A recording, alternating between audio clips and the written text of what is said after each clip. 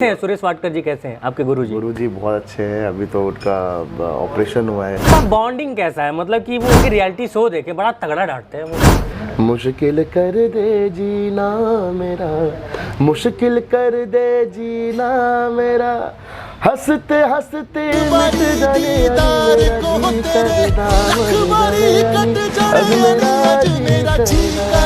Reality show कितने real होते हैं? ये थोड़ा कठिन सवाल है आपके लिए, थोड़ा कठिन सवाल है। हम लोग वो एंटीना से डिस एंटीना की तरफ बढ़े थे। करेक्ट। उसी टाइम पे इसका इजाद हुआ था। तब जो वहाँ पे परफॉर्म कर रहा होता है उसके कई सारे इमोशंस जुड़े होते हैं। इस बार आप दो बार तीन बार भावुक हुए। पापा की सारी चीजें आ रही थी। जब मैं गा रहा था नाच तो मेरे को सारी चीजें उनकी याद आ रही थी, उनका स्ट्रगल। आप सचेत और परंपरा वाली टीम में थे। जी, उनकी टीम में। तीसरा नाम टीम सचेत परंपरा में जो जुड़ रहा है, आकाश दुबे। सबसे बढ़िया मेंटर आपको कौन लगता है?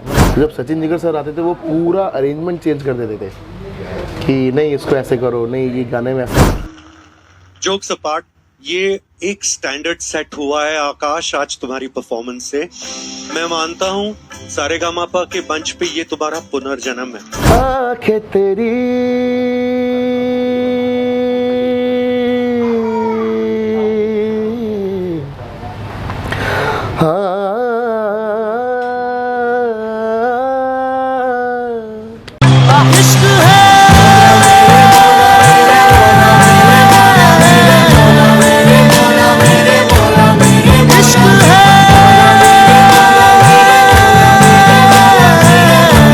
एक ही टाइम पे आपको पढ़ना भी है और फिर अपने इमोशंस को भी क्रिएट करने हैं, तो वो through expression, through voice. Correct. दंदर दाहदर दंद दाहदर दंद दाहदर दन्ना दंद दाहदर दंद दाहदर दंद दाहदर दन्ना हो स्लो मोशन अंग्रेजा और क्यों टाइम गवाए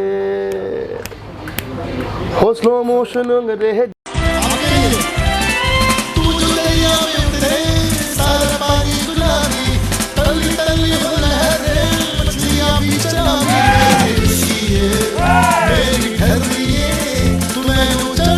मम्मी पापा में सबसे ज्यादा स्ट्रांग कौन है दिल से, और सबसे ज्यादा भावुक कौन है? पापा स्ट्रांग है, मम्मी भावुक है। मेरे माँ बाप के लिए सक्सेस का मानक ये नहीं है कि तुम बहुत फेमस हो जाओ, बहुत अच्छा काम करो, अच्छे इंसान बनो, अच्छा काम करो। बाकी अच्छा काम करो। बेहतर सिंगर किसको मानते हैं? मैं दोनों को ही बेहतर सिंगर नहीं, एक ही ऑप्शन है आपके पास। देखिए अभी आपके पास एक ही ऑप्शन है। नहीं, ऑप्शन एक ही है आकाश भाई। नहीं, इस पे डिस्कशन चाहिए ही नहीं। नहीं, आपको एक होता है ना कि मतलब कि हाँ ठीक है, इस पॉइंट पे कुमार सर या फिर एक को ड्रॉप करना है आपको। मैं नाम लेता जाऊंगा, आपको ड्रॉप करना है। उदित नारायण और कुमार सानू। ये बहुत मुश्किल है मेरे लिए, मैं क्या हुआ था। कुमार सानू सर और सुखविंदर जी। सुखविंदर सिंह। सुखविंदर सिंह, सोनू निगम। सोनू निगम, के सर। अरे यार ये उनके गाने जो है मतलब कि शायद ही कोई एक ऐसा गाना उन्होंने गाया हो जिसको सुनने के बाद आपके रोंगटे ना खड़े हो जाए। संगीत का इतना बड़ा पुजारी आदमी कि गए भी कहाँ पे गाते गाते गाते गाते। तड़प तड़प के इस दिल से आह निकलती रही, मुझको सजा दी प्यार की, ऐसा क्या गुनाह किया कि लुट गए, हाँ लुट गए, हाँ लुट गए हम तेरी मोहब्बत में। जिस गाने को सुनकर मतलब कि करोड़ों आशिक अपने मतलब उनके गर्लफ्रेंड से उनका ब्रेकअप हो रहा होगा, रोए होंगे, और सब लोग क्रेडिट जो है बहुत लंबे समय तक जो है सलमान खान को देते रहे। जोगिया जोगिया आंखें तेरे दर्स को तरसे, याद में तेरी नैना बरसे, होठ पे है नाम तेरा, सांसों पे है नाम तेरा, हो मेरा दिल गया गया गया गया, लगन लगन लगन लगन लगन लगन लग गई रे, तुमसे मेरी लगन लगी हो लगन। विशाल मिश्रा ने एक पॉडकास्ट में कहा भी था कि वो भी ऐसे ही मुंबई काम के सिलसिले में गए थे। उन्होंने कहा काम मांगा किसे, तो अगले बंदे ने कहा कि अक्टूबर में आना। तो फिर वो मार्च से अक्टूबर का गैप था, तो उन्होंने कहा यार 6 महीने, तो बोले 6 महीने ने अगले साल अक्टूबर में आना। हाँ तो फिर विशाल मिश्रा का रिएक्शन आता कि यार ऐसे मतलब कि किसी को निराश नहीं करना चाहिए, दिल टूट जाता है। और खासकर तब जब मतलब कि आदमी संघर्ष कर रहा हो, अपने संघर्ष के टाइम पे हो।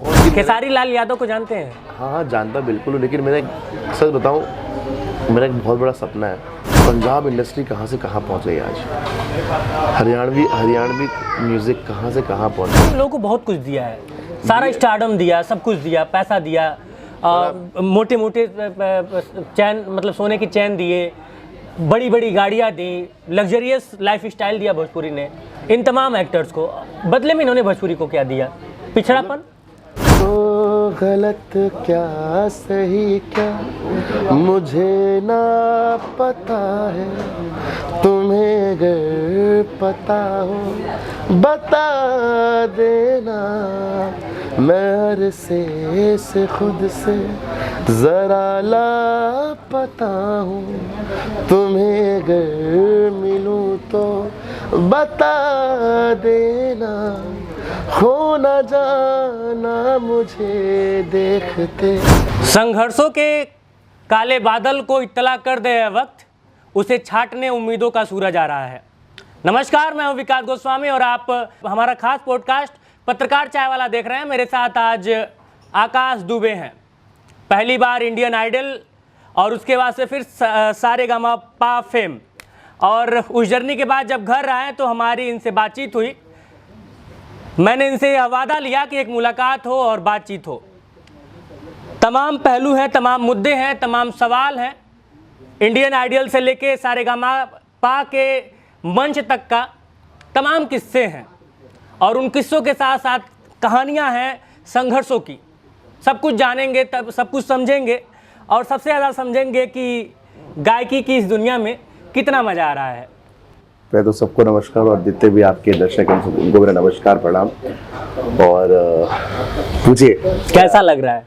बहुत अच्छा लग रहा है। अभी मैं मतलब आकाश, हम लोग की पहली मुलाकात हुई थी इंडियन आइडल से जब आप वापस आए थे, और आपका शो था गोरखपुर में, गोरखपुर महोत्सव में। वहां तक की जर्नी को मैंने बड़े करीब से देखा था, संघर्ष चल रहा था, और उसके बाद से फिर उस संघर्ष के बाद एक आपने लंबा ब्रेक लिया, और फिर आपकी एंट्री होती है सारेगामापा के मंच पर। कैसा रहा ये मौसम, कैसा रहा? नहीं, संघर्ष चल रहा था, चल रहा है और चलता रहेगा। वो तो आजीवन खत्म नहीं होने वाला। संघर्ष का कोई तो ऐसा शॉर्टकट नहीं है, वो तो आपको स्ट्रगल करना ही करना है हर एक चीज में।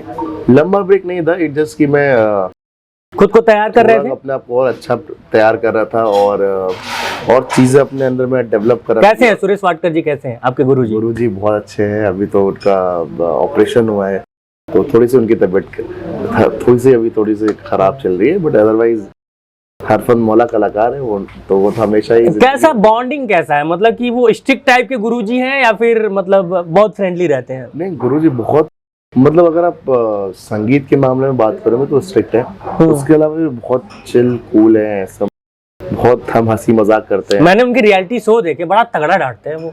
मतलब मैं बचपन की अपनी बात कर रहा हूँ, जब उनके वो रियलिटी शो में आया करते थे। नहीं, वो डांटते तो हैं, मतलब वही कि म्यूजिक के मामले में वो बहुत ही ज्यादा स्ट्रिक्ट है। नो कॉम्प्रोमाइज, कोई कॉम्प्रोमाइज नहीं, क्योंकि उनको जिन्होंने उनको सिखाया बड़े गुरुजी, तो वो बहुत ही ज्यादा स्ट्रिक्ट से। इधर ऑडिशन में कौन सा गाना गाए थे?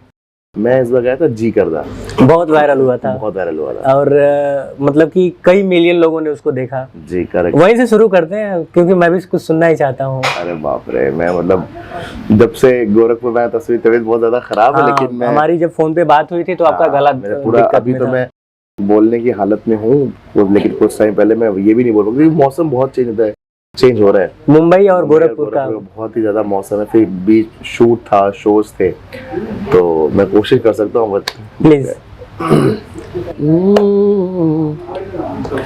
छलनी कर दे सीना मेरा, छलनी कर दे सीना मेरा, छलनी कर दे सीना मेरा, दाग दे सारे गोलियां नी अज मेरा जी करदा मर जाने नी, अज मेरा जी करदा मर जाने नी, मेरा जी करदा मर जाने नी, अज मेरा जी करदा।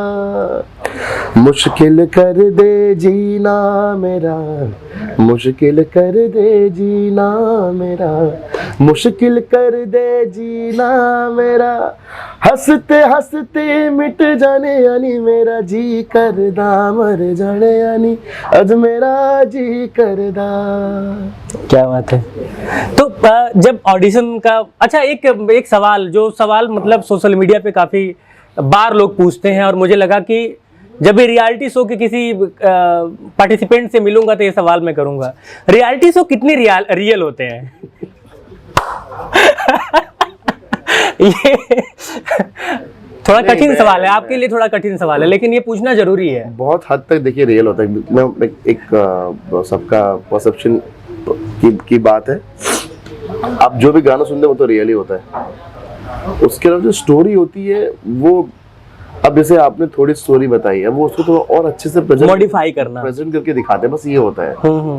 वो जो भी इमोशनल चीजें होती हैं वो सब रियल होता है। आप किसी को, अब जैसे कोई एक्टर अगर रो रहा है तो आप उसको हाँ, वो एक्टिंग तो नहीं कर रहा है, पर अगर कोई कंटेस्टेंट रो रहा है तो वो तो एक्टिंग नहीं कर सकता। बिल्कुल बिल्कुल। तो ये जितना होता है ना, ये सब रियल ही होता है। इमोशंस, हैप्पीनेस, लोग कहते हैं ना जानबूझ के ना, ये जो जजेस होते हैं या फिर जो एंकर होता है, जो होस्ट कर रहा होता है शो को, वो जानबूझ के ऐसे तार छेड़ देते हैं कि वो मामला वहां पे इमोशनल बन ही जाता है। नहीं तो वही बात हम और आप तो अपना इमोशन कंट्रोल नहीं कर पाते और वो छेड़ देते हैं। नहीं तो वही, उनको अगर थोड़ा देखिए, रियलिटी शो है, सिर्फ गाना गाना आज के वक्त पे नहीं चलता है।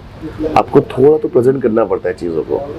अभी आज हम कोई मूवी देखने जाते हैं तो हम सिर्फ रोना धोना थोड़ी देखने जाते हैं, उसमें एक्शन देखते हैं, ड्रामा देखते हैं, रोमांस देखते हैं, कॉमेडी देखते हैं, सारी चीज़ों को मिक्स होकर फिर एक अच्छी मूवी बनती है। ऑडियंस को तो पूरा का पूरा थ्रिल चाहिए। तो यही, अब जैसे तो यही है, मतलब रियलिटी शो में कुछ भी ऐसा फेक नहीं होता। बस क्या होता है, आप हमारी जो स्टोरी है वो उसको और प्रेजेंटेबल दिखा देते हैं, उसको और सजा धजा के दिखाते हैं, बस इतना होता है, और ऐसा कुछ नहीं होता है। शो के दौरान गुरुजी से बात हुई?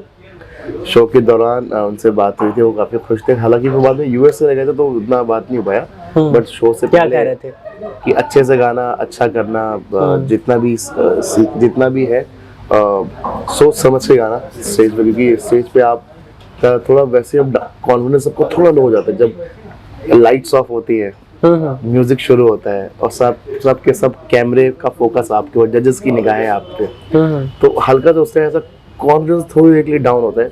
लेकिन अगर आपने वो 5, 6, 7 सेकंड, 10 सेकंड अगर आपने काबू में कर लिया, 10 सेकंड, तो मामला फिर फिट पूरा है। मामला फिट हो जाता है। वो 10 सेकंड की बात होती है। वो 10 सेकंड अगर आपने पकड़ लिया आपके, चाहे ऑडिशन में भी, जब मेरा ऑडिशन हो रहा था जी करता, तो उससे मतलब, क्योंकि ऑफ कोर्स इतना टफ कंपटीशन था इस बार का सारेगामा, ये नया फॉर्मेट, एक तो सबसे बड़ा रियलिटी शो है, रियलिटी शो, और आई थिंक हम लोग बचपन से अगर पहला सिंगिंग का कोई रियलिटी शो देखे हैं तो ये सारेगामापा बड़ा क्रेज रहता था हम लोग के टीवी वाले टाइम पे। और वो तब जब नया नया, मतलब कि हम लोग वो एंटीना से डिस एंटीना की तरफ बढ़े थे, करेक्ट, उसी टाइम पे इसका इजाद हुआ था। तब आपकी उम्र, हमारी और आपकी उम्र लगभग, हम लोग बच्चे थे। बच्चे रहे। इंडिया का लॉन्गेस्ट रनिंग रियलिटी शो है सारेगामापा, तो बहुत टफ था, और एक से एक बढ़ के अच्छे गाने वाले हर रियलिटी शो में आते हैं। हमारे देश में टैलेंट की कमी तो नहीं है। मंच पे कुछ ऐसे सीन देखने को मिले जो बता रहा था कि आकाश, मतलब कि हम लोग तो बस टीवी शो देखते हैं और एंजॉय करते हैं उसको, लेकिन जो वहाँ पे परफॉर्म कर रहा होता है उसके कई सारे इमोशंस जुड़े होते हैं। इस बार आप 2-2 बार 3-3 बार भावुक हुए। मतलब क्या होता है विकास भाई कि जितने भी लोग देख रहे हैं या जितने भी कलाकार हैं, वो हर एक इस बात से एग्री करेंगे कि कलाकार की ज़िंदगी बहुत आसान नहीं होती है। मतलब अभी आप 9 to 5 जॉब कर लो, लोग उसको सपोर्ट करेंगे, लेकिन अगर आप किसी आर्टिस्ट फील्ड में, बिल्कुल एग्जैक्टली, तो लोग उसको सपोर्ट नहीं करेंगे। अभी बहुत छोटा एग्जाम्पल है, अभी कोई, मैं सिंगर हूँ, तो मेरे को लोग पहले मेरे को आज तक कभी लकीली किसी ने ऐसा नहीं बोला, लेकिन मैंने देखा है, अरे यार तू आ जाता थोड़ी देर के लिए गाना सुना दे। तो एक कलाकार, चाहे वो एक्टर हो, चाहे सिंगर हो, चाहे लिरिसिस्ट हो, बहुत सारी चीज़ों से गुजरता है। और जब वो इन सब से गुजरने के बाद जब उसको एक छोटा सा या एक बहुत बड़ा सा, मैं छोटा तो नहीं कहूँगा, सारे गाँव तो बहुत बड़ा ऐसा प्लेटफॉर्म मिलता है ना, तो उसके सारे इमोशंस अपने आप बाहर आते हैं। क्योंकि मैंने बहुत कुछ देखा है, बहुत कुछ सहा है। हालांकि लोगों को लगता है कि मेरी जिंदगी बड़ी आसान स्ट्रगल नहीं। आप सचेत और परंपरा वाली टीम में थे? जी, उनकी टीम में था। सबसे बढ़िया मेंटर आपको कौन लगता है, मतलब तीनों में? मतलब हर कोई का अलग नजरिया है देखने का। अभी जैसे सचेत परंपरा है, सचेत भैया परंपरा भी है, इनका नजरिया है कि ये और कैसे अच्छा कर सकते हैं और हम इसमें नया फ्लेवर क्या ऐड कर सकते हैं। और गुरु रंधावा का परफॉर्मर, कि आप कैसे उसको और से परफॉर्म कर सकते हैं। Is a performer, is a very big artist. तो वो उस चीज़ पे ध्यान देखता है। उनका ये भी ध्यान होता है कि आप सिर्फ इस पे ना रहो, आप अपने खुद के गानों पे भी फोकस करो आगे चल के। और सचिन जिगर सर तो खैर उनकी तो बात ही अलग है। वो ये पहला ऐसा रियलिटी शो का सारेगामा पर जहाँ पे जो हमारे जजेस है वो हमें सिखाने आते थे। मतलब ये किसी रियलिटी शो में नहीं होता कि जहाँ पे जजेस आपको सिखाने आ रहे हैं पर्सनली। तो ये पर्सनली हमें मैसेज करते थे कि यार तुम्हारे गाने में ये गलत हो रहा है, तुम्हें ये सही करना चाहिए। तो इतने बड़े लोगों से गाइडेंस मिलना बहुत बड़ी बात है। तो जब सचिन जिगर सर आते थे वो पूरा अरेंजमेंट चेंज कर देते थे कि नहीं इसको ऐसे करो, नहीं ये गाने में ऐसा होना चाहिए। अच्छा, ये कहने के लिए मेंटर थे, इनके मेंटर है अलग अलग। हाँ, लेकिन वो सबको सिखाते थे, सबको बताते थे, सबको सिखाते थे। अगर शो अच्छा होना चाहिए, शो अच्छा होना। देखिए मेंटर तो एक खो गए, चलो हमने टीम डिवाइड, लेकिन बच्चे तो उनके ही है ना। बिल्कुल बिल्कुल। 12 के 12 वही हमें लेके आए यहाँ पे। तो हर चीज का वो ध्यान देते थे कि कौन किसका गलत हो रहा है, कौन किसका सही हो रहा है, कौन कैसा कर रहा है। तो हर चीज का बकायदा वो ध्यान देते थे। अच्छा, एक चीज आपका, मैं जब सुबह आ रहा था एक रील देखा मैंने, मौला मेरे, मौला मेरे। तो थोड़ा सुनाइए ना। मौला मेरे सबसे वायरल गया गाना। अभी भी हो रहा है वो वायरल? अभी भी चल ही रहा है। इवन मैंने एक और गाना गाया था स्लो मोशन अंग्रेजा, जो मेगा ऑडिशन में गाया था मैंने। तो वो भी बहुत अराउंड 1.7 या 8 मिलियन उस पे हैं इंस्टाग्राम पे। मौला के तो हर एक वीडियो पे जाहिर है। बिल्कुल, थोड़ा सा सुनते हैं उसको। मौला मेरे मौला मेरे मौला मेरे मौला मेरे मौला मेरे मौला मेरे मौला मेरे मौला मौला मेरे मौला मेरे मौला मेरे मौला मेरे मौला मेरे मौला मेरे आँखें तेरी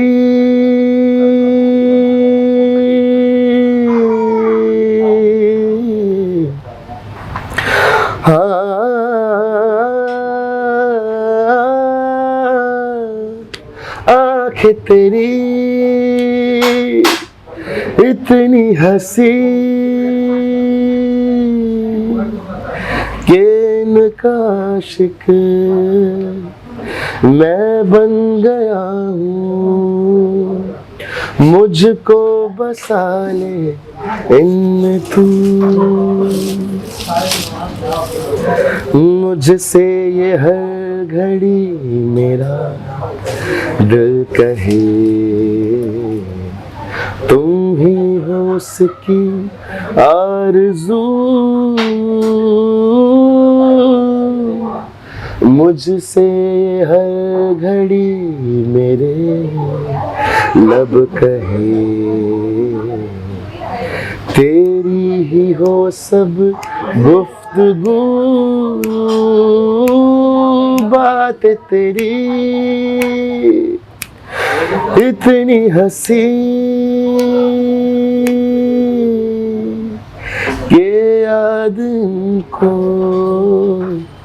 जब करता हूँ फूलों से आए खुश। क्या बात है। तो अब थोड़ा चलते हैं इंडियन आइडल की तरफ। कौन सा साल था? 2020। हाँ, फिर एक कोविड के जस्ट बाद वाला सीन था। और आफ्टर दैट 2020-21 में फिर यहाँ पे हम लोग की मुलाकात हुई थी। फर्स्ट से मुलाकात हुई थी। ओके, तो उस शो में और इस शो में कितना डिफरेंस पा रहे हैं और खुद को वहां से लेके और यहाँ तक में कितना प्रोग्रेसिव पा रहे हैं? बहुत कुछ। इवन मतलब जब मैं आइडल में गया तो वो मेरा पहला नेशनल टीवी रियलिटी शो था, तो वहाँ पे टेक्निकल चीज़ें बहुत पता चली थी मुझे कि क्या कैसे गाना चाहिए था। फिर उस पर थोड़ा बहुत काम किया कि आपके अंदर और क्या वर्सेटैलिटी होनी चाहिए। आप जब करो तो आपको हर तरह के गाने आने चाहिए, मतलब आप सिर्फ एक जोनर में नहीं रह सकते। अगर आप को आगे रहना है तो वो थोड़ा सीखा, गाने कलेक्शंस बढ़ाए, और बाकी तो सब फिर भगवान की कृपा है, दया है, भगवान का ही आशीर्वाद है। फिर सारेगामा में मैंने बहुत कुछ सीखा, जैसे लाइफ लॉन्ग लेसन जो मैं बता सकता हूँ कि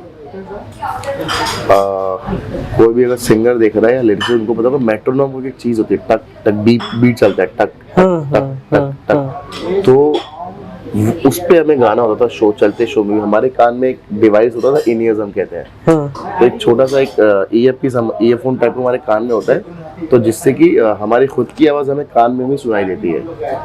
तो उसका जिसको अभ्यास नहीं है, क्योंकि आप नॉर्मली ऐसे गा रहे हो, आपके कान में ईयरफोन डाल दी कि अब आप गाओ, तो बहुत गाओ और सुनो कि कैसा गा रहे हो, तो एक बहुत डिफरेंस आ जाता है बहुत ज्यादा। तो उसका मेरे को वो लेना बहुत कंपलसरी था, आपको लेना ही लेना है। ये हिंदी शो का फॉर्मेट है कि वो कॉम्प्रोमाइज नहीं करते क्वालिटी में और क्वालिटी में, कि आपको ये उनको अपना शो अच्छा बनाना है, बहुत कुछ की मेहनत होती है एक शो पे। तो वो का रियाज मेरा वहाँ पे हो गया उस चीज़ का, इन-ईयर्स यूज करने का, मेट्रोनोम पे गाने का, फिर गाना सुनने का सही तरीका क्या है, आपको किस तरीके से गाना, आपका अप्रोच क्या होना चाहिए जब आप गाने सुनो। एक नई चीज मेरे को पता चली कि आप लिरिक्स भी आपको पढ़नी होती है, कि आप ऐसे तो गा रहे हो तो फील तो आ रहा है, जब आप लिरिक्स पढ़ रहे हो तो आप कितना इमोशंस उस लिरिक्स में लेके आप सिर्फ पढ़ते टाइम आप कितना इमोशन जनरेट कर रहे हो। एक ही टाइम पे आपको पढ़ना भी है और फिर अपने इमोशंस को भी क्रिएट करने हैं, तो वो through expression, through voice. Correct. तो वो मैंने सीखा कि अगर आप बोलते टाइम, पढ़ते टाइम अगर आप एक्सप्रेशन जनरेट कर पा रहे तो आपके लिए बड़ा आसान हो जाएगा गाते टाइम। प्लस दूसरा कि हर सिंगर जब गाना लिख रहा है तो अपनी डायरी पे लिखते थे, मार्क कर ले कि उसको कहाँ सॉफ्ट गाना है, कहाँ हार्ड गाना है, कहाँ उसको विब्रेटो करना है, या कहाँ उसको खोलना है, खोल के गाना है। तो ये भी एक अलग, एक बहुत बड़ा लेसन है ये। मतलब ये अगर मैं सारेगामा में नहीं जाता तो शायद मेरे को ये चीज पता नहीं चल पाता कि अच्छा प्रोफेशनली ऐसे काम होता है। चलिए, उदित नारायण आए थे, हाँ, कुमार सानू, सॉरी कुमार सानू। हाँ। तो क्या उन्होंने कहा? उन्होंने कहा एक्चुअली इंडिविजुअली वो आपसे मिले? इंडिविजुअली उन्होंने मेरी बहुत तारीफ करी ऑफ द कैमरा, किया तुम बहुत अच्छे सिंगर हो, बहुत अच्छा गाते हो। आवाज को लेके कुछ कह रहे थे? जैसे वो गाना का थोड़ा सॉन्ग सिलेक्शन बोलते कि तुम्हारे आवाज के लिए गाना नहीं था, तो बस उन्होंने उतना ही बोला। और उन्होंने समझाया कि ये चीज कुमार सानू सर ने ही समझाई, सिखाई हम लोग को, ये जो मैं बताता लिखने वाला कि आपको कहाँ पे आपका नोटेशन मार्क करना चाहिए, तो ये चीज उन्होंने सिखाया हमें। और फिर मिले, बोला कि मतलब हर एक सिंगर से बहुत कुछ सीखो, वही सिखाई रहे, सारी चीजें बता रहे थे वो। अच्छा, कौन सा गाना था वो? तू मिले दिल के लिए। ओके, हम लोग स्लो मोशन रंगरेजा एक बार सुन लेते हैं। दंदर दाहदर दंद दाहदर दंद दाहदर दन्ना, दंद दाहदर दंद दाहदर दंद दाहदर दन्ना, हो स्लो मोशन अंग्रेजा और क्यों टाइम गवाए, हो स्लो मोशन अंग्रेजा और क्यों टाइम गवाए, सीधे बाहों में भर ले सरसरी क्यों बढ़ाए, मेरे विस्की ये मेरी ठर्रिये तू मैनू चढ़ गई, मेरी सोहणिये रोगना वो मुझको पीने दो रज के, घुलमिल लौंडा घुलमिल लौंडा घुलमुल लौंडा बुलमुल वांडा बुलमुल वांडा बुलमुल। क्या बात है। अच्छा, अब मेरे थोड़े से आड़े टेढ़े से सवाल रहेंगे आपसे। मम्मी पापा में सबसे ज्यादा स्ट्रांग कौन है दिल से और सबसे ज्यादा भावुक कौन है? हाँ, पापा स्ट्रांग है, मम्मी बाबू के। लेकिन शो पे कुछ और दिख रहा था। शो पे क्योंकि मेरे पापा कभी भावुक होते नहीं, वो हो गए उस दिन क्योंकि वो एक्सट्रीम लेवल का दौर चल रहा था उनके लिए। क्योंकि क्या है, उनका भी अगले साल रिटायरमेंट है। तो ऑफ कोर्स हर एक माँ बाप का सपना होता है कि मेरे पापा मेरे लिए वो मुंबई शिफ्ट हुए थे मुझे सिखाने के लिए।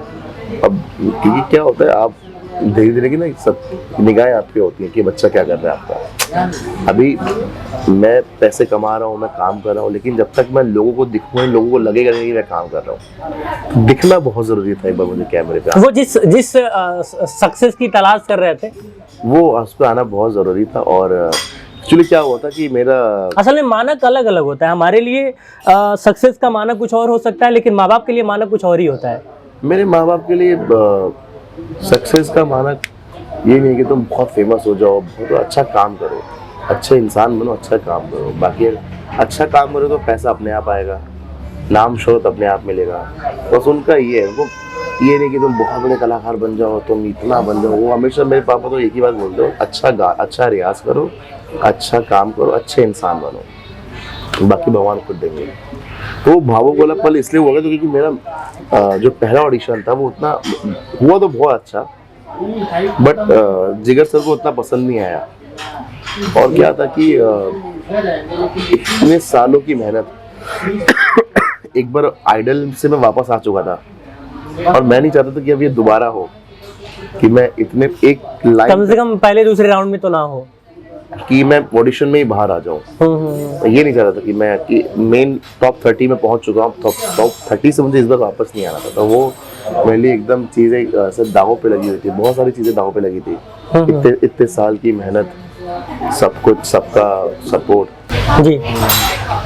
फिर यही है। बट फिर जब वो गाना जब स्लो मोशन अंग्रेजी जब हुआ, ये इतना कमाल हुआ, मैंने सोचा नहीं था कि गाना इतना कमाल हो जाएगा। मतलब अच्छा, अच्छी तारीफ मिली थी उस बहुत गाने पे। अच्छी तारीफ मिली। मतलब सबने आके मेरे को स्टेज पे गले लगा लिया, जिगर सर, गुरु रंधावा और गुरु रंधावा सर, सचेत भैया परंपरा दी में उनकी टीम में था, और उन्होंने आके गले लगाया। तो चश्मा सबने पहन लिया, सब खड़े हो गए। तो ये मैंने सोचा नहीं था कि ये हो जाएगा वो, और एट अ मोमेंट स्टेज पे हो गया वो। आप अगर आप उस पॉइंट पे कनेक्ट कर जाते हो तो चीजें क्लिक करते हो, वो क्लिक हो गई बस। ये चीज हुई स्टेज पे। अच्छा, एक और सवाल, मतलब कि अब मैंने कहा आपसे पहले कि अब थोड़े से आड़े तिरछे से सवाल आएंगे। उदित नारायण और कुमार सानू में अगर एक किसी को चुनना रहे तो आप बेहतर सिंगर किसको मानते हैं? मैं दोनों को ही बेहतर सिंगर। नहीं, एक ही ऑप्शन है आपके पास। देखिए अभी आपके पास एक ही ऑप्शन है। नहीं, ऑप्शन एक ही है आकाश भाई। नहीं, इस पे डिस्कशन चाहिए ही नहीं। नहीं, आपको एक होता है ना कि मतलब कि हाँ ठीक है, इस पॉइंट पे कुमार सर या फिर उदित सर थोड़े से ज्यादा है। अभी देखिए मैं मतलब इतना सा आपका आपको एग्जांपल देके समझाता हूँ। अभी आप अगर कंपेयर करो सोनू सर और अजीत सर को, अभी आएंगे उस पे भी आएंगे, उस पे भी आएंगे। मैं पहले तो दोनों का गायन शैली अलग है। अभी अरिजीत सिंह कुछ और गाते हैं, सोनू निगम कुछ और गाते हैं, आप दोनों को नहीं कंपेयर कर सकते। तो वही उदित नारायण तो मोस्ट रोमांटिक वॉइस। अच्छा ठीक है, अगर मैं दूसरा ऑप्शन देता हूँ, एक को ड्रॉप करना है आपको, मैं नाम लेता जाऊंगा, आपको ड्रॉप करना है। उदित नारायण और कुमार सानू। ये बहुत मुश्किल है मेरे लिए, मैं क्या बताऊं। मतलब कहीं मिल जाएंगे अगर गलती से उन्होंने वीडियो देख लिया। कुमार सानू से, मतलब उनको लेके आगे चल रहे हैं। हाँ, ठीक है, क्योंकि इसलिए मैं आगे लेके चल रहा हूँ क्योंकि मैं उनको पर्सनली मिला हूँ, उनको पर्सनली सुना है। भाई साहब मतलब क्या आवाज है, मतलब क्या गाते हैं वो। मतलब वो रोए खड़े जाते थे हमारे जब गा रहे थे, एक एक सुर, एक एक शब्द, एक एक फील, इमोशन। हम लोग के मतलब कि हम लोग को जब पहला प्यार हुआ होगा, हाँ। वो स्कूल लाइफ वाला, तो उन्हीं के गाने हम लोग सुनते थे। मतलब मैं क्योंकि उनको तो मैं कोई गाना हो जाए उनका, मैं ये गा देता हूँ, तू मेरे दिल के लिए। बिल्कुल बिल्कुल। तू मिले दिल खिले और जीने को क्या चाहिए, ना हो तू उदास तेरे पास पास मैं रहूंगा जिंदगी भर, ना हो तू उदास तेरे पास पास मैं रहूंगा जिंदगी भर, सारे संसार का प्यार मैंने तुझी में पाया, तू मिले दिल खिले और जीने को क्या चाहिए, हाँ तू मिले दिल खिले और जीने को क्या चाहिए। क्या बात है। मैं उनकी तरह तो बिल्कुल भी मैच नहीं कर सकता जैसा। कुमार सानू सर से शुरू करते हैं। कुमार सानू सर और सुखविंदर जी। सुखविंदर सिंह। सुखविंदर सिंह सोनू निगम। सोनू निगम सर। आप सुखविंदर सिंह को ड्रॉप कर रहे हैं। I love Sonu Nigam. Hi hi. Whole world love Sonu Nigam Arijit Singh. Sonu Nigam sir. Sonu Nigam Jubin Nautiyal. Sonu Nigam. Sonu Nigam के सर। अरे यार ये तो बहुत ज्यादा मुश्किल क्वेश्चन हो गया। मतलब मैं क्या बोलूं। के सर लाइक मैं क्या बताऊं, मतलब क्या कलाकार थे, क्या आर्टिस्ट थे वो। मैं बोलूंगा है उनके गाने आज भी जिंदा हैं और हमेशा जिंदा रहेंगे। आगे बढ़े। के सर और सुरेश वाडकर जी। आप फंसा रहे हो मुझे गुरु जी। अच्छा ठीक है, इनको अभी छेड़ते हैं। के सर के साथ आगे बढ़ते हैं क्योंकि फिर आप गुरुजी को छोड़ोगे नहीं लास्ट तक, मुझे पता है। तो जो है के सर और उदित नारायण। के सर। के सर और गुरु रंधावा। के सर। के सर जिगर सर। के सर।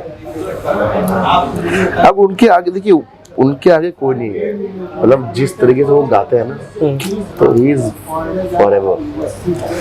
क्या मतलब के सर इतना ज्यादा पसंद क्यों है? क्योंकि आप उनके गाने सुनो ना, आप उनके गानों में कुछ अलग। कोई गाना हो जाए उनका। के सर अब हम लोग के बीच में नहीं है और संगीत की दुनिया ने बहुत कुछ खो दिया था उसी दिन जिस दिन के सर हम लोग को छोड़ के गए थे। उनके गाने जो है मतलब कि शायद ही कोई एक ऐसा गाना उन्होंने गाया हो जिसको सुनने के बाद आपके रोंगटे ना खड़े हो जाए। एग्जैक्टली, उनका हर एक गाना प्रॉपर कनेक्ट होता है। मतलब जिस तरीके से उन्होंने गाया सादगी से, और संगीत का इतना बड़ा पुजारी आदमी कि गए भी कहाँ पे गाते गाते। मतलब मैं जिस दिन वो उनकी मैंने खबर सुनी थी, मैं मनाली में था, मैं छुट्टियां मनाने गया था और मैं छोड़ छाड़ के वापस मुंबई आ गया। मतलब उनको रहने का मन ही नहीं किया फिर। मतलब क्योंकि उनको मैं पर्सनली एक दो बार मिला भी, उनके शोज भी देखे मैंने, जिस तरीके से वो शो करते हैं, जिस तरह वो इतना फिट इंसान मतलब कैसे हो सकता है। और वो जिस तरह से वो कवर अप करते थे स्टेज को, कभी किसी विवादों में नहीं आना, सिर्फ गाना गाते रहना। तो मतलब क्या कहूँ उनके बारे में। कुछ सुनते हैं उनके गाने। मैं कोशिश कर रहा हूँ उनकी, ऐसा मैं 1% नहीं गा सकता, बट फिर भी कोशिश कर रहा हूँ। तड़प तड़प के इस दिल से आह निकलती रही, मुझको सजा दी प्यार की, ऐसा क्या गुनाह किया कि लुट गए, हाँ लुट गए हम तेरी मोहब्बत में। तड़प तड़प के इस दिल से आह निकलती रही, मुझको सजा दी प्यार की, ऐसा क्या गुनाह किया कि लुट गए, हाँ लुट गए हम तेरी मोहब्बत में। अच्छा, ये गाना वो गाना था आकाश जिस गाने को सुनकर मतलब कि करोड़ों आशिक अपने मतलब उनकी गर्लफ्रेंड से उनका ब्रेकअप हो रहा होगा, रोए होंगे और सब लोग क्रेडिट जो है बहुत लंबे समय तक जो है सलमान खान को देते रहे इस तड़प के पीछे। लेकिन वो आवाज जिसको हम लोग मिस करते हैं, हमेशा मिस करेंगे, के सर की थी। और लिटरली बहुत टाइम तक हमें नहीं पता था कि इस गाने को के सर ने गाया। और जब वो इस दुनिया से गए, मैं सच बताऊं, मैं पहली बार उनका नाम तब सुना जस्ट उनके जाने के 1 महीने पहले, और उसके बाद से फिर ये गाना ये गाना ये गाना ये गाना, जब मैं उनकी गानों की लिस्ट सुन रहा था, मैं अपनी गाड़ी से ऐसे जा रहा था चलाते हुए कार में, और मैंने ऐसे मतलब कि वो सजेशन में आया के सॉन्ग्स, और कई सारे नए गाने ऊपर नीचे रहते, मैंने गाने लगाए, मैंने कहा कि इस बंदे ने ये गाने गा रखे हैं, और मैं जानता तक नहीं। फिर मैंने गूगल किया, उनका चेहरा पहली बार उस दिन मैंने देखा, मतलब गूगल पे। फिर मैंने कहा बताओ, इतना बड़ा सिंगर, और मैं जानता ही नहीं था।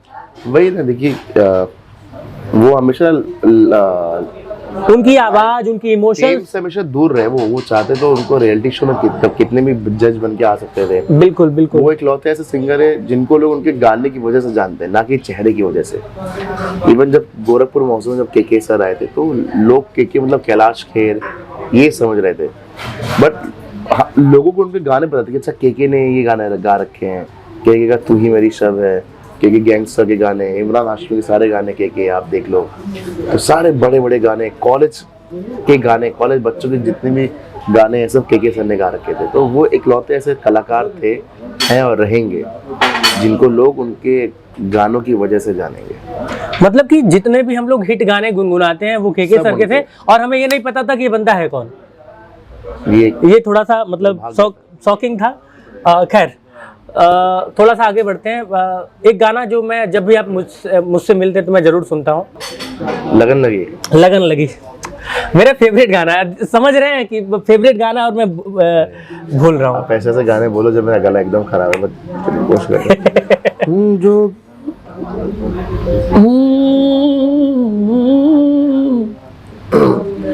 जोगिया जोगिया लगन लगन लगन लगन लगन लगन लग गई रे, तुमसे मेरी लगन लगी। हाय लगन लगन लगन लगन लगन लगन लग गई रे, तुमसे मेरी लगन लगी। आंखें तेरे दर्स को तरसे, याद में तेरी नैना बरसे, होठ पे है नाम तेरा, सांसों पे है नाम तेरा, हो मेरा दिल गया गया गया गया। लगन लगन लगन लगन लगन लगन लग गई रे, तुमसे मेरी लगन लगी। हो लगन लगन लगन लगन लगन लगन लग गई रे, तुमसे मेरी लगन लगी। क्या बात है। संघर्ष का ये दौर और काफ़ी उतार चढ़ाव रहा, लेकिन अभी जब ये सारी चीज़ों को आप पीछे देखते हैं और आगे की क्या तैयारी, मतलब कि ये पीछे वाले संघर्षों को देखते हुए आगे की क्या तैयारी है? आगे की कुछ तैयारी मतलब अब बस अपने गाने निकालने हैं। मैं गाने भी बनाता हूँ, गाने कंपोज करता हूँ। तो मेरा जो पहला गाना आया था वो कुछ अराउंड 2 मिलियन के आसपास पे व्यूज आए थे। अरे वाह। तो ये है कि यहाँ से जितना भी कुछ नाम मिल रहा है सारेगामापा से और जी टीवी की तरफ से, तो उसको यूटिलाइज करना है मुझे मेरे गानों पे। वो मुझे अपने गाने लोगों तक पहुँचाने हैं, क्योंकि मैं मतलब किसी के भरोसे नहीं बैठना चाहता कि मुझे कोई काम दे तो मेरे पास काम आए। मैं खुद का काम खुद बनाना चाहता हूँ, खुद का नाम। जैसे आज करके एक बहुत टर्म चला इंडी आर्टिस्ट, इंडिपेंडेंट आर्टिस्ट, तो मैं उसमें अपना नाम बनाना चाहता हूँ। कि जैसे मेरे उसमें सबसे बड़ी इंस्पिरेशन है विशाल मिश्रा। बिल्कुल। अरे मैं उनको बहुत मानता हूँ। और तो जिस तरह से उन्होंने खुद के गाने पहले बनाने शुरू किए, फिर वो फिल्मों में आए, उनके गाने फिल्मों में आए, और जिस तरह से वो गाते हैं, मतलब तो मेरी बहुत बड़ा इंस्पिरेशन है मेरी वो। तो वैसा कुछ वो करना है कि मैं खुद के गाने बनाऊं, खुद का नाम एक अलग। विशाल मिश्रा ने एक पॉडकास्ट में कहा भी था कि वो भी ऐसे ही मुंबई काम के सिलसिले में गए थे। उन्होंने कहा काम मांगा किसी से, तो अगले बंदे ने कहा कि अक्टूबर में आना। तो फिर वो मार्च से अक्टूबर का गैप था, तो उन्होंने कहा यार 6 महीने, तो बोले 6 महीने ने अगले साल अक्टूबर में आना। हाँ। तो फिर विशाल मिश्रा का रिएक्शन आता कि यार ऐसे मतलब कि किसी को निराश नहीं करना चाहिए, दिल टूट जाता है। और खासकर तब जब मतलब कि आदमी संघर्ष कर रहा हो, अपने संघर्ष के टाइम पे हो, बहुत मुश्किल होता है। मतलब मैं तो हर प्रोडक्शन हाउस पे के दरवाजे खटखटाए, हर कंपोजर के पास गया हूँ मैं। कोई इतनी जल्दी आपको इंटरटेन ही नहीं करा अनलेस एंड अनटिल आपके पास कोई बहुत बड़ा नाम या आपके पास बहुत बड़ा पैसा या आपके पीछे किसी का सपोर्ट ना हो, आपको कोई इंटरटेन नहीं करेगा। क्योंकि मैं तो हर एक स्टूडियो में जा चुका हूँ, हर एक डायरेक्टर प्रोड्यूसर कि सर मेरा गाना सुन लीजिए, सब कोई नहीं सुनता। अब इतना अच्छा प्लेटफॉर्म आ गया है सबके लिए कि आप खुद के गाने खुद बना के रिलीज, मैं तो सीखा भी है और मैं ये बोलता भी हूँ कि सबको अपने गाने बनाने चाहिए, आप किसी के भरोसे मत बैठो। और हर क्योंकि अब तो मतलब वो दौर गया ना कि आपको टीवी की जरूरत है। करेक्ट, और अब हर कोई गाने बना सकता है, हर एक सिंगर गाने बना सकता है, आप बस बनाओ। मेरा भी पहला गाना इतना बेकार था कि मैं किसी को सुना नहीं सकता तो ये है, बट गाने बनाने चाहिए और खुद के गाने बनाइए। खुद का भोजपुरी सुनते हैं? भोजपुरी गाने बहुत कम सुनता हूँ, मतलब लेकिन खेसारी लाल यादव को जानते हैं? हाँ जानता बिल्कुल हूँ, लेकिन मेरा सच बताऊँ, मेरा एक बहुत बड़ा सपना है कि जैसे पंजाब इंडस्ट्री कहाँ से कहाँ पहुँच गई आज, हरियाणवी म्यूजिक कहाँ से कहाँ पहुँच गया, साउथ का म्यूजिक देखिए, कन्नड़, तेलुगु, मलयालम, ये सब का म्यूजिक कहाँ से कहाँ पहुँच गया, और हमारा भोजपुरी आज भी वहीं पे है। हम उसी चोली लहंगा कमरिया उसके पीछे ही पड़े, उसके आगे हम जा ही नहीं पाए। तो मेरा बहुत बड़ा सपना है कि भोजपुरी में साफ सुथरा अच्छा काम करना, भोजपुरी में ना कोई चेंज करना ही नहीं चाहता है। कितना उम्मीद रखते हैं आप खेसारी लाल यादव से या फिर पवन सिंह से, या फिर? मुझे खुद से उम्मीद है, मैं किसी से उम्मीद नहीं रखता हूँ, मुझे खुद से उम्मीद है। लेकिन भोजपुरी ने लोगों को बहुत कुछ दिया है, सारा स्टारडम दिया, सब कुछ दिया, पैसा दिया, मोटे मोटे चैन, मतलब सोने की चैन दिए, बड़ी बड़ी गाड़ियां दी, लग्जरियस लाइफ स्टाइल दिया भोजपुरी ने इन तमाम एक्टर्स को। बदले में इन्होंने भोजपुरी को क्या दिया? पिछड़ापन? नहीं, मतलब मैं उतना भोजपुरी सुनता नहीं हूँ, टू बी वेरी ऑनेस्ट। अभी देखिए, मतलब अभी आपने जिक्र किया वो लहंगा चोली, मैंने कुछ गाने सुने, वही सुने। अभी आप देखिए ना, अभी आजकल पंजाबी म्यूजिक जो भी है वो लोग उसको सुनते हैं, लेकिन भोजपुरी गाना लोग सिर्फ फन के लिए सुनते हैं कि अरे यार नाचना है तो अरे थोड़ा भोजपुरी लगा तो नाचेंगे, मजा करेंगे। तो मेरे को लगता है कि जितने बड़े सिंगर हैं इन्हें कुछ ऐसा साफ सुथरे गाने चाहिए, बनाने चाहिए, या जितने भी अपने आप हो रहा है क्या, या जितने भी म्यूजिक प्रोड्यूसर डायरेक्टर है उन्हें भी वैसे गाने, वो भी जो चल रहा है घिसा बेटा वही गा रहे हैं, एक धुन पे 10-10 गाने बन रहे हैं, एक ही ट्रैक पे 10 गाने बन जा रहे हैं। तो अब जब तक आप चेंज नहीं लेके आएंगे तो कैसे चेंज होगा? पंजाब म्यूजिक ने, पंजाबी इंडस्ट्री ने चेंज किया। आज देखिए हर एक मूवी में जब तक पंजाबी गाना नहीं है तो मूवी इनकम, थोड़ा सा जरूर उसका तड़का रहता है। तो वो वहाँ के आर्टिस्टों ने वो चेंज किया है। देखिए हमने खुद अपने भोजपुरी को बहुत इग्नोर किया, बाहर के शहरों में जाके।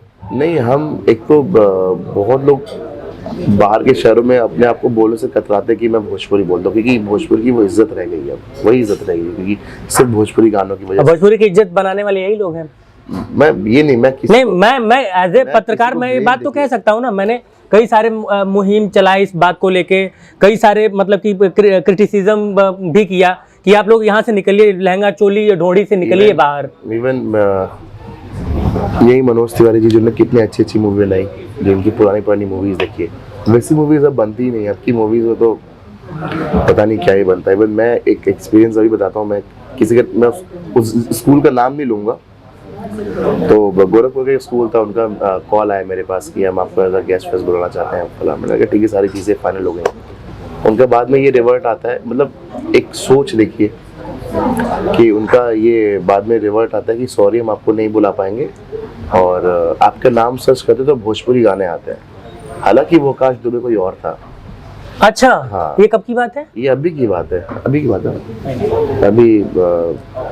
कुछ 1-2 हफ्ते पहले की बात, 2 हफ्ते पहले की। नहीं, लेकिन मैं तो गूगल मतलब कि यूट्यूब पे सर्च कर रहा था आकाश दुबे, तो आप ही आ रहे थे। तो नहीं, उन्होंने सर्च पता नहीं उस स्कूल ने, उसको निकाल के फिर से लगा देना। हाँ, उस स्कूल ने पता नहीं कहाँ पे सर्च किया होगा, काफी बड़ा स्कूल है गोरखपुर का वो। तो उन्होंने सर्च बोले हम आपका नाम सर्च कर रहे हैं, तो आपके कुछ अश्लील गाने आते हैं, जो अपने अश्लील गाने गा रखे हैं, और दूसरा आपने इंडियन वहीं से निकाल के हाँ, और दूसरा आपने इंडियन आइडल में भोजपुरी में अपना इंट्रोडक्शन दिया, तो हम आपको नहीं बुला सकते कि जब हमारे पेरेंट्स सर्च करेंगे तो आपका भोजपुरी में आएगा। है। हाँ, ये उनका रीजन था। तो ये मतलब कि ये चीजें गोरखपुर में हुई। ये चीजें गोरखपुर में हुई है। अब जो है मतलब ऑफ कैमरा मैं आपको नाम बताऊंगा स्कूल। अच्छा, कैमरा नहीं। अब मैं ये बात कह सकता हूँ कि अगर मतलब कि आप सोचिए कि गोरखपुर में भोजपुरी को लेकर किसी स्कूल का ये मेंटालिटी हो चुका है कि हम आपका नाम सर्च करते हैं तो भोजपुरी के गाने आते हैं और इस वजह से हम आपको नहीं बुलाएंगे। हालांकि वो तो इसको इस चीज को किसने क्रिएट किया, किसकी जिम्मेदारी थी? मतलब अब मैं वो पॉडकास्ट वाले मोड से फुल पत्रकारिता वाले मोड में आ गया हूँ, लेकिन ये मतलब कि हमें समझना होगा, सोचना होगा कि जब ये सारी चीजें चल रही हैं, जब ये सारी चीजें हो रही हैं तो इसमें सबसे ज्यादा गलती किसकी है? ये हमारे इंडस्ट्री की गलती है, हमारे कलाकारों की गलती है। उनको साफ सुथरा काम करना चाहिए, वो कर सकते। आपने सुना इनका गाना खेसारी लाल यादव का या फिर पवन सिंह का? मैं सुन नहीं पाता। नहीं सुने हैं? पवन सिंह का गाना भी नहीं सुने? वो 2-3 उनके कुछ बहुत अच्छे गाने। पवन सिंह ने मतलब कि शुरुआत में पवन सिंह बहुत अच्छा गाना गाया, फिर पता नहीं क्या उनका अचानक से मोड चेंज हुआ, बीच बीच में कुछ ना कुछ उल्टा सीधा वो भी गा ही देते हैं। बहुत अच्छे गाने भी सुने हैं। और मतलब अगर भोजपुरी में किसी को सुना है तो या तो कल्पना जी को, उन्होंने शानदार आवाज, शारदा सिन्हा जी को, और फिर पवन सिंह, उदित नारायण ने भी एक आध गाना गाया, कैलाश खेर के गाने भोजपुरी में। ना जितने भी बड़े बड़े सिंगर्स, बॉलीवुड के सिंगर्स ने गाए, उनके गाने कितने साफ सुथरे, कितने अच्छे पारिवारिक गाने।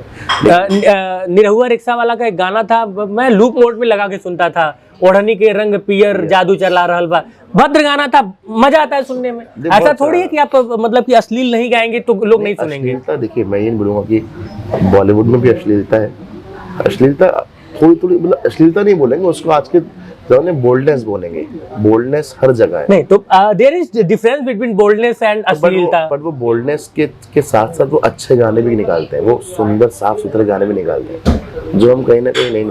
अभी बहुत सारे ऐसे कलाकार हैं जो अच्छे गाने निकाल रहे हैं, बट उनको वही है, अभी उनको उतना लोग सपोर्ट। अब कई थोड़े कमेंट करेंगे ना कि बॉलीवुड वालों को नहीं बोलते हो कि जिन्होंने वो गाना गाया कुंडी मत खड़काओ राजा। मैं वही बोल रहा हूँ, हर देखिए ऐसा नहीं है, वहाँ पे भी ऐसा है, लेकिन वहाँ पे साथ साथ वो अच्छे गाने भी तो निकालते हैं, वो एक सुंदर गाने भी तो निकालते हैं। और हमारे भोजपुरी में लोग निकाल रहे हैं गाने, बट उनको वो गाने लोगों तक पहुँचते ही नहीं, कि लोगों को सिर्फ वही मसाला चाहिए, और उसमें वो साफ सुथरा गाना दे रहे हैं। वो कोशिश चल रही है, अब देखिए कोशिश कभी ना कभी तो कामयाब होगी। राम जी पे कोई गाना सुन लेते हैं आपसे, कोई भी जो आपका फेवरेट हो। बहुत सारे आए थे जब राम मंदिर का उद्घाटन हुआ था। श्री राम जानकी बैठे मेरे सीने में, देख लो मेरे दिल के नगीने में, देख लो मेरे दिल के नगीने में, श्री राम जानकी बैठे मेरे सीने में, मेरे राम। आखिरी में चूंकि हम लोग पॉडकास्ट के आखिरी दौर पे हैं, तो मैं चाहूंगा कि एक शानदार सा जो है विशाल भाई का कोई गाना हो जाए। अच्छा, ये डिमांड करने के पीछे एक रीजन भी है। एक भोजपुरी में कहावत है कि हसुआ अपना ही और खींचेला, या फिर चीजें अपनी तरफ खींचती हैं। तो एज ए यूपीएन जो है एक लालच रहता है कि यूपी का कलाकार है और इतना नाम, इतना शोहरत, और जिस लेवल से उस बंदे ने स्टार्ट किया सेल्फ मतलब कि संघर्षों का एक बड़ा दौर देखते हुए, तो वो एक खिंचाव, एक इमोशन रहता है। और ये बात हम लोग ऑफलाइन भी जब भी कल भी हम लोग मिले थे तो मैंने आपसे कही थी कि गोरखपुर या फिर जब प्रदेश लेवल की बात आए तो यूपी, देश की बात आए तो इंडिया, वो एक इमोशन रहता है। तो इसलिए मैंने विशाल भाई को कहा। दिल तो बहुत टूटा है, लेकिन एक ही दिल कई बार टूटे तो फिर आवाज थोड़ी गंभीर हो जाती। आकाश भाई, दिल टूटा कभी, प्यार वार हुआ? ये सवाल रह गया था। ये ऑफ कैमरा बताऊंगा मैं आपको। नहीं मतलब कि जैसे कि कई लोग जानना भी चाहते हैं ना। अच्छा ठीक है, मैं बाद में बता दूंगा फिर। गलत क्या सही क्या मुझे ना पता है, तुम्हें अगर पता हो बता देना। मैं अरसे से खुद से जरा लापता हूँ, तुम्हें अगर मिलूं तो बता देना। हो न जाना मुझे देखते देखते, तू ही जरिया तू ही मंजिल है, याद है इतना बता। पागल पागल है थोड़े बादल, बादल है दोनों खुल के बरसे भी गया जरा। पहले भी मैं तुमसे मिला हूँ, पहली दफा ही मिल के लगा।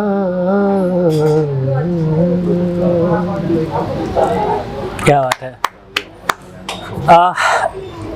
आखिरी में कुछ सवाल ऐसे ही जल्दी जल्दी में। चाय और कॉफ़ी में सबसे ज़्यादा क्या पसंद है? हिल स्टेशन और ताल में क्या ज़्यादा पसंद है? हिल स्टेशन और ताल। हाँ। Hill station. क्यों ऐसा, मतलब वेदर की वजह से खूबसूरत पहाड़ की वादियाँ दिखती हैं। और ताल अगर नैनीताल का हो तो फिर भी हिल स्टेशन। Hill station. अच्छा, मुंबई और गोरखपुर? काम है तो मुंबई, अदरवाइज गोरखपुर। काम है तो मुंबई, अदरवाइज गोरखपुर। अच्छा, मम्मी और पापा में सबसे ज्यादा फेवरेट कौन है? मम्मी। माँ तो पापा है बट माँ मम्मी का है। भैया कितना सपोर्टिव है? अरे पीछे बैठे हैं। बहुत ज्यादा मतलब अभी मैं गोरखपुर आया हूँ तो मेरी आधी से ज्यादा चीजें वही मैनेज कर रहे हैं। उन्होंने ऑर्गेनाइज करी है। जब मैं सारेगामापा में था तो बैकएंड की पूरी चीजें, क्योंकि वो बैंक में है और बैंक में इतना प्रेशर होता है, उसके बावजूद ये करते हैं वो करते हैं ये करते हैं, तो मेरे से ज्यादा टेंशन तो वो लेते हैं। और रहता है उनके माथे पे वो सिकन दिखती है। बहुत शिकन है, अभी से नहीं बहुत पहले से ही हो रहा है। हम लोग कहते नहीं भैया यार चिल मारा करो, कोई बात नहीं, सब सही हो जाएगा। ठीक है, वो वैसे सब सही जा रहा है। टेंशन तो वो खुद देता है। ठीक है यार, जिंदगी कौन ज्यादा समझाता है एक दूसरे, मतलब जब आप लोग की आपस में बात होती है तो ज्यादा मोटिवेटिंग? दोनों ही ठीक है, चलता रहता है। जिंदगी में जितना लिखा होता है तो मिलना ही है। तो काम करना अपना काम है, बस काम करते चले तो बाकी जो होगा वो तो मिलेगा ही। तो उनका बहुत ज्यादा सपोर्ट है। अच्छा, भैया भाभी में ज्यादा सपोर्ट कौन करता है? दोनों, मतलब मैं भैया नहीं, किसी एक का नाम लेना है। भैया ऑफ कोर्स, जैसे मेरे जो मेन भाभी नाराज हो जाएंगे। नहीं, भाभी भी सपोर्ट करती है, ऐसा नहीं है भाभी, पर भैया मेरी जर्नी शुरुआत से देखता आ रहा है। हर जगह मेरे साथ मेरा भाई जाता था, भैया जाते थे मेरे, हर जगह हम लोग प्लेटफॉर्म पे सोए ऑडिशन देने के लिए, अखबार बिछा के बनारस स्टेशन पे। क्या बात है। और मेरे को भूख लगी तो कहाँ से मेरे खाना लेके आया, और हम लोग प्लेटफॉर्म नंबर 1 पे ठंडियों में एक अखबार बेचा, एक अखबार ओढ़ा, एक अखबार बेचा, एक बार। तो हम लोगों ने ऐसा भी देखा है, बसों में सोए हैं हम लोग ऑडिशन के लिए। आपको लेके बहुत परेशान हुए हैं? बहुत ज्यादा। मेरे पापा ज्यादा तो यही भागे, मेरे जीजू अच्छा बहुत ज्यादा सपोर्ट, मेरी दीदा जी मतलब बहुत ज्यादा सपोर्ट, मतलब उनका भी मतलब हर एक टाइम पे निराश मत होना, जो भी जरूरत है मुझे बताओ। तो ये लोग की वजह से ही मैं तो अपनी मेहनत कर रहा हूँ, लेकिन मेरे पीछे जितना भी खर्चा होता है या जितनी भी सारी चीजें होती हैं, सब ये लोग देख रेख करते हैं। मुझे कभी किसी चीज की चिंता नहीं होती। मैं मामले में बहुत भाग्यशाली हूँ कि मुझे ऐसा परिवार मिला कि जो इतना सपोर्ट कर रहा है मुझे। कभी ये महसूस नहीं होने दिया कि फाइनेंशियली दिक्कत है? हाँ, कभी ये महसूस होने नहीं दिया। कभी कुछ भी होता है, ये जीजा जी मेरे, दीदी, और मतलब लगता है कि मैं बहुत ब्लेस्ड हूँ, भगवान ने बहुत कुछ दे के भेजा है मुझे। छोटा होने का लाभ मिलता है। छोटा होने का लाभ मिलता है, प्लस सपोर्ट बहुत है। बहुत बहुत शुक्रिया आकाश भाई, समय देने के लिए बहुत बहुत धन्यवाद। बहुत अच्छा लगा। और इनसाइड भारत टीवी के जितने भी दर्शक हैं, जितने भी पॉडकास्ट सुन रहे हैं, चाय विद क्या है, पत्रकार चाय वाला, प्लीज पॉडकास्ट देखिए, बहुत अच्छा जगह जीडीए वालों ने छीन लिया है। अरे नहीं।